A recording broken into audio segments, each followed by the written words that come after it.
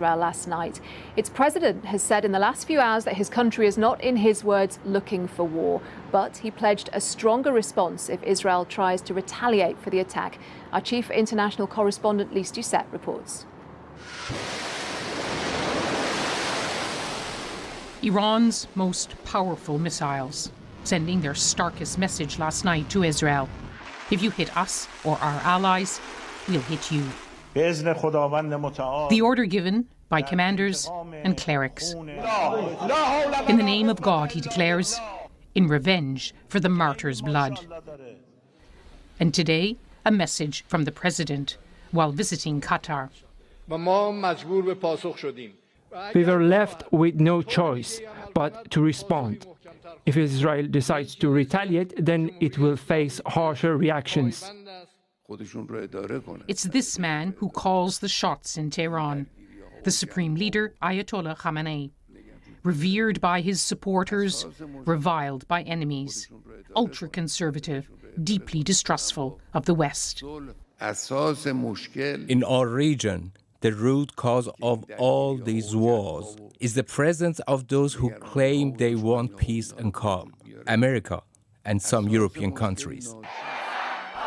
Iran's cautious cleric has tried to avoid direct confrontation with Israel, with America. But today his supporters celebrated Iran's attack.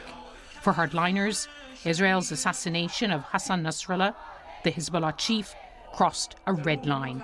They had to retaliate.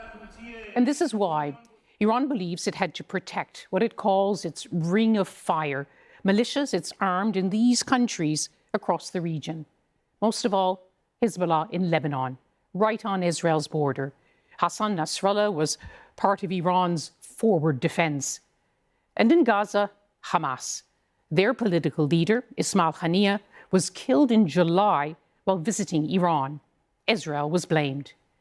These groups, which also call themselves the Axis of Resistance, are in Syria, Iraq, and as far away as the Houthis in Yemen. They've all been weakened, but not wiped out by Israel's recent strikes, and they're certain to keep attacking. But what matters most of all for the Islamic Republic is to preserve the Islamic Republic, their power at home. That means striking hard enough to send a message, but not so hard it drags Iran into an all-out war it knows it cannot win. Lise Doucet, BBC News. Iran launched around 180 missiles towards Israel last night. So how successful were they in striking their targets? Our security correspondent Gordon Carrera has been analysing the data. Gordon. Yes, Anna, this night vision footage, Iran says, is the moment it launched its attack. A salvo of missiles heading into the skies and across the Middle East.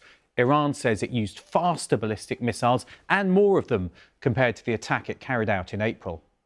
After just 12 minutes or so, these are some of the missiles arriving over Israel. Many were shot down by Israel's air defense systems, but not all. So what did Iran hit? It said it was going after military bases. The BBC has verified one cluster of missiles hitting here, the Nevatim air base used by the Israeli Air Force. We've counted at least 9 impacts, although Israel says there's been no effect on the base's operation. We've also verified another strike around Tel Aviv. This hit just a few hundred metres from what's thought to be the headquarters of Mossad, the spy agency. Iran today warned that if Israel retaliated, then it would strike again, even harder. But Israel has already made clear it will respond. So what might it do? Back in April, when it was last targeted, Israel responded with a single, highly precise strike, likely an air-launched ballistic missile, to take out an Iranian air defense system that was being used to protect a nuclear plant at Isfahan. This time, Israel is expected to do more. Some want to target the nuclear facilities themselves, like at Natanz, but it's well protected and would likely need American help. And when President Biden was asked earlier today if he'd support Israel targeting those nuclear sites, this was his response. The answer is no. So, the answer is no.